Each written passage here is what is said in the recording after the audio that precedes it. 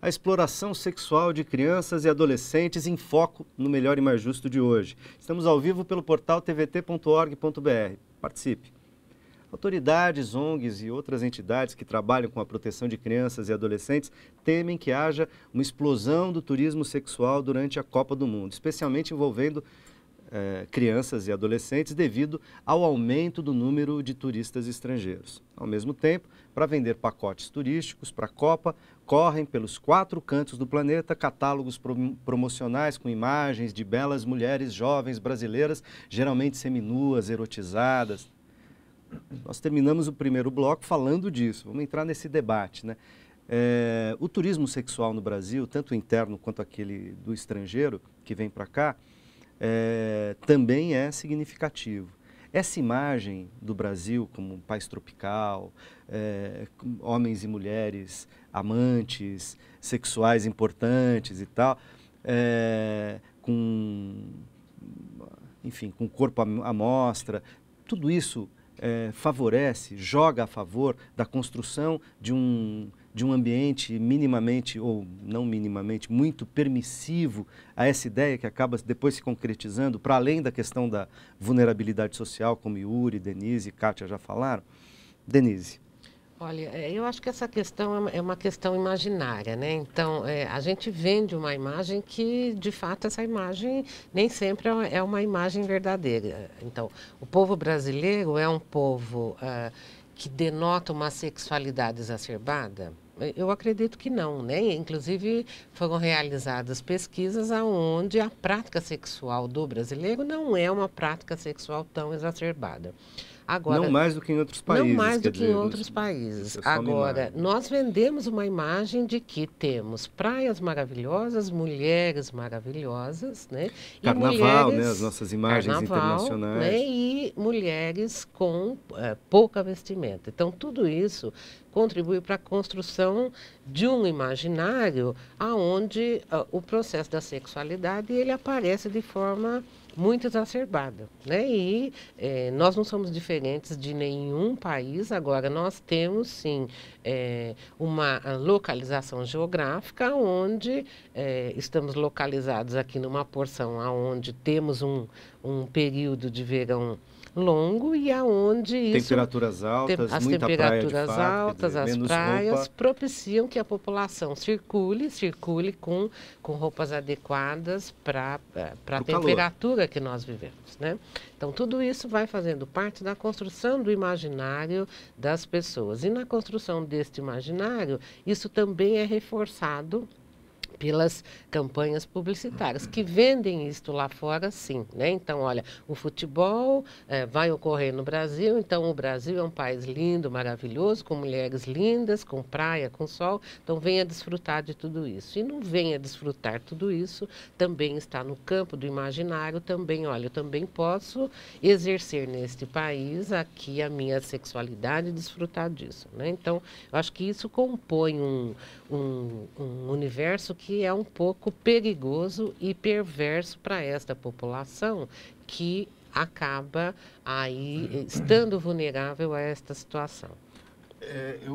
Complementando, eu acredito que não tanto em razão da nossa localização geográfica. Se nós formos pegar de forma comparativa a Austrália, por exemplo, está na localização geográfica semelhante à nossa, se faz publicidade de praias, se faz publicidade do calor, se faz publicidade das mesmas coisas, só que em nenhum momento você vê numa publicidade de um turismo, venha conhecer a Austrália, você coloca como em certa oportunidade, eu estava num país na Europa e vi um outdoor de 15 por 20 metros, enorme, e a principal coisa que se via no anúncio era uma mulher seminua, né? E a imagem é o fundo, mas o que estava no foco da imagem... Mas isso da Austrália ou do Brasil? Não, do Brasil. Tá. Do Brasil. Você diz na Austrália... Na Austrália não se embora vê, a gente não se tenha vê publicidade. Praias paradisíacas, calor, beleza natural, São etc. as mesmas etc. condições... o apelo não vai para essa sexualização do turismo, digamos. Exatamente. O que eu acho que isso é um equívoco cultural nosso. talvez por causa do carnaval, mas acho que isso deveria ter uma regulamentação por parte, principalmente do Ministério do Turismo, que é o principal financiador dessas publicidades para que se conheça o Brasil, para que passe a se ter um foco mais nas paisagens, nas praias, nas belezas naturais e menos da sexualidade, porque na cultura, etc. Na cultura, sim, exatamente. Eu acho que tem a ver com o que a Denise trouxe logo no começo, né? A gente fala de uma cultura machista que, por vezes, a gente tem dificuldade de reconhecer, né? E que ela está implicada até nas nossas brincadeiras no dia a dia, no nosso cotidiano, né? De que a mulher é objeto. E, junto com isso, a criança e o adolescente como objeto do adulto. Mas eu não acho que tem essa permissividade dentro da sociedade dessa forma. Existe um machismo ainda? Sim, existe o machismo. Mas eu não vejo que o nosso problema da exploração sexual está diretamente ligado com essa questão da permissividade. Até porque eu tive a oportunidade de viver é multifacetal, doutor Yuri. A gente falou aqui de várias as razões que podem levar uma criança ou adolescente a cair dentro de uma rede dessa, inclusive situações que não são socioeconômicas, né? Não dá para achar um fator único. Mas quando a gente chama atenção do machismo, né? Nós mulheres vivemos isso muito fortemente, né? A gente chama atenção para o machismo. E aqui você é minoria. Você acabou sendo a minoria. Eu acho que eu estou empatado, apesar que o apresentador não participa do debate. Não, eu deixo vocês aqui, fico aqui na minha. Se a gente pega o futebol, por exemplo, né? A gente também tem o futebol feminino que não tem o grande investimento que tem no futebol masculino. Aí você vai para os campos de várzea, por exemplo, o homem está jogando, a mulher está fazendo o quê? Ela está na torcida, né? Ela tem um lugar muito específico ali, ela não está no campo jogando bola. Você vai dentro dos projetos em que trabalha com o futebol, por exemplo, aí você vai encontrar hoje algumas iniciativas que implicam em jogos cooperativos, de entender o futebol para além de um esporte, mas com a possibilidade de, pelo esporte, desenvolver educação e desenvolver inclusão social, social, em que você coloca já meninos e meninas no mesmo time para jogar, independente do que. Você tem iniciativas nesse sentido. Sim, mas isso ainda não é o que predomina. Não é à toa que as campanhas publicitárias não colocam homens seminus nas suas campanhas. São as mulheres que estão lá para vender ferro elétrico no Brasil, para vender um pote de margarina no Brasil, é o corpo da mulher. Quem está exposto não é o corpo masculino. Eventualmente pode até não ter. Muitas vezes tem, mas na de cerveja é impressionante. Impressionante. Desde o nome da cerveja até a figura da mulher em todos os cartazes em qualquer bar, né? E beber te faz feliz, a propaganda é essa, e te traz aquela mulher. Enfim, esse fundo do machismo, ele não pode de jeito nenhum ficar de fora dessa discussão. Agora, e aí as meninas que já são... Embora eu não vá tomar posição aqui, tomar o lado do Yuri, eu vou tentar garantir a palavra dele, né, para ele poder também se colocar. Mas, de todo modo, porque eu diria o seguinte, quer dizer, há outros países, a gente estava falando da Austrália aqui, mas nos Estados Unidos, em outros países, por exemplo, que há também machismo, quer dizer, isso não é um fenômeno brasileiro. Mas aí o machismo, ligado a uma certa condição ainda culturalmente subdesenvolvida, patriarcal, com essa diferença social, com o tamanho da desigualdade social, onde a vulnerabilidade social, então, produz uma ideia de que aqueles que têm mais riqueza e poder podem manipular e usar quem tem menos, porque a gente está falando das crianças e adolescentes em maior vulnerabilidade acabam sendo as maiores vítimas. Então, a hora que você junta isso, me parece que você faz uma equação explosiva. Mas eu acredito que o machismo, ele interfere de certa forma, talvez, para a entrada da garota nesse meio, mas não da permissividade da sociedade. Eu não vejo isso dentro da sociedade. Eu trabalhei 5 anos numa região de alta vulnerabilidade social, em que se tinha exploração sexual na estrada, as garotas vendiam o próprio corpo no acostamento e a sociedade toda era assim inconformada com aquilo, quer do sexo feminino, quer do sexo masculino. Qual que é a questão que tem hoje no Brasil é o quê? Dois fatores que interferem nisso. Primeiro, as pessoas não sabem como denunciar. Segundo, as pessoas têm medo de denunciar. Então ela não sabe o caminho e não sabe, por outro lado, ela tem receio de ter algum tipo de retaliação caso ela denuncie. Então, eu vejo muito mais pela vivência que eu tenho de trabalhar numa região como promotor de alta vulnerabilidade social, em que tem esse problema, o maior problema, a maior dificuldade que eu tinha não era uma aceitação da sociedade. A sociedade não aceita. O vizinho que vê lá a filha do vizinho fazendo isso, ele mesmo que denuncia. Só que ele tem medo de denunciar. Mas, Yuri, o que você está dizendo vai na direção, pelo menos de um lado, da questão do machismo, não é? E acho que a gente podia trazer um pouquinho o cenário dos dados, né? Por exemplo, quando a gente olha para esse contexto, nós vamos ver, nós tivemos aí um estudo das Nações Unidas de 2009 que ele traz um número de 200 milhões de crianças, um pouco mais de 200 milhões de crianças e adolescentes sofrem violência sexual no mundo. Né? Ou seja, numa população de 7 bilhões de pessoas, 200 milhões de crianças sofrendo abuso sexual. Algum tipo de violência sexual. Deste contexto, 170 milhões são mulheres. Né?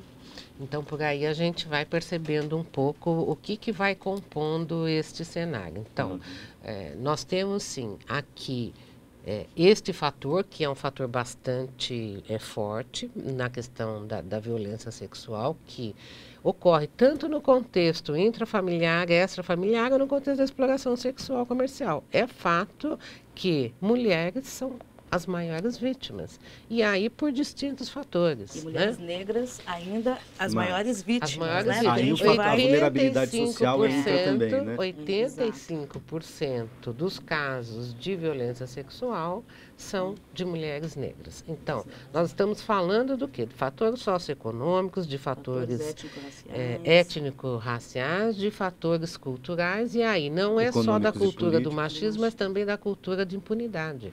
Né? Porque este também é um fator... Sobretudo essa, eu acho. Este é um fator de extrema relevância nesse contexto. Porque quando a gente fala da questão da impunidade, essa impunidade ela se dá em dois contextos.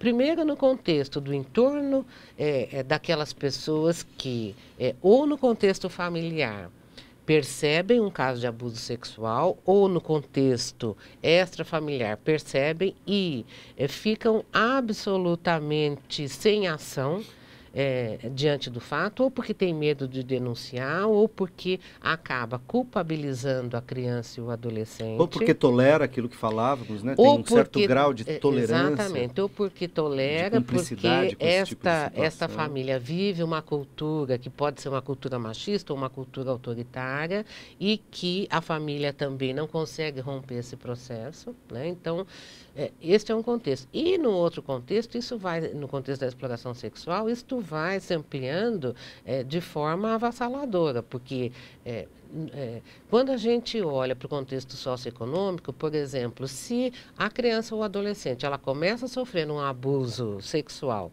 ali no seu contexto familiar ou extrafamiliar, porque o abuso, de forma geral, ele ocorre ou através do pai, do padrasto ou de uma pessoa conhecida, né, nesse contexto familiar. O último dado da Secretaria Nacional de Direitos Humanos, 57% dos abusos intrafamiliares é cometido pelo pai biológico.